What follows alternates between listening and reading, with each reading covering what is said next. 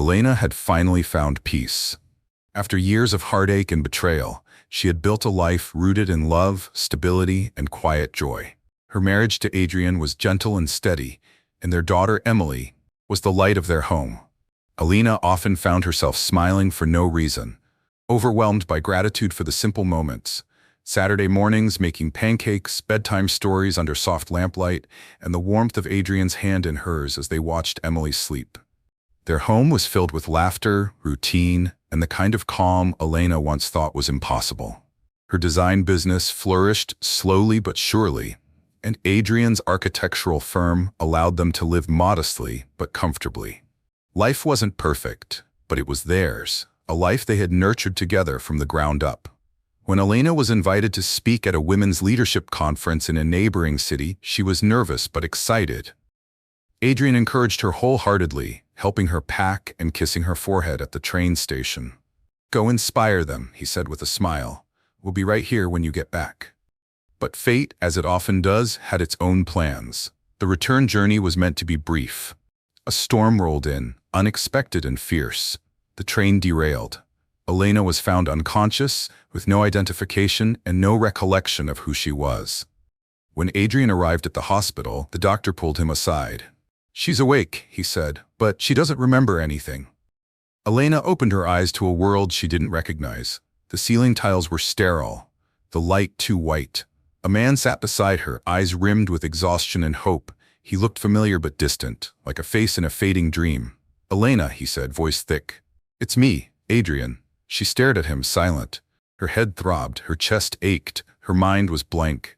Adrian tried not to show the crack in his heart. He brought photos, letters, their wedding ring. He spoke gently, reminding her of their first date, their home, their daughter. Elena listened, polite but uncertain. "I'm sorry," she whispered. "I wish I remembered. I really do." Emily visited the next day, clutching a crayon drawing in her favorite stuffed rabbit. She stood by the bed, unsure, wide-eyed. "Mommy?" she said. Elena's heart twisted. The word echoed inside her, familiar yet unreachable. She smiled weakly, but it didn't reach her eyes. Adrian wrapped his arms around Emily, his voice steady. "It's okay, sweetheart. Mommy just needs a little time." But time began to stretch. Days turned into weeks. Adrian never left Elena's side, staying late after work, helping her relearn details about her own life. At home, Emily asked questions that were hard to answer. Elena remained distant, kind, but disconnected. One afternoon, a man named Ryan appeared. He claimed to be an old friend. The hospital staff assumed he was part of her past, and Elena's expression softened when she saw him. Ryan was charismatic, confident. He told stories about Elena's younger years, painting a version of her that was wild, carefree, untethered. He said he had once been important to her, that maybe he still was. Adrian grew wary, but Elena had no memories to cross-check. Ryan filled in the gaps that Adrian couldn't. He spoke to a part of Elena that doubted her quiet, stable life. Was she really the person they all claimed she was? She began to question, to wonder. Adrian saw it, felt it, but said nothing. The emotional distance between them grew. Elena agreed to go on walks with Ryan.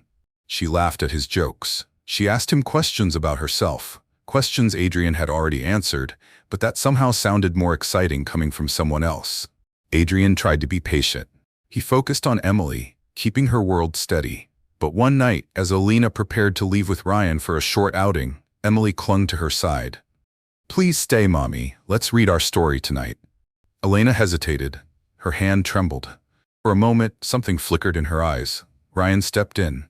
"We won't be long," he said quickly. "Let her breathe, Adrian." That night, Adrian stayed awake staring at the ceiling, wondering if love could survive being forgotten. One morning, Elena stood by the kitchen window, holding Emily's drawing.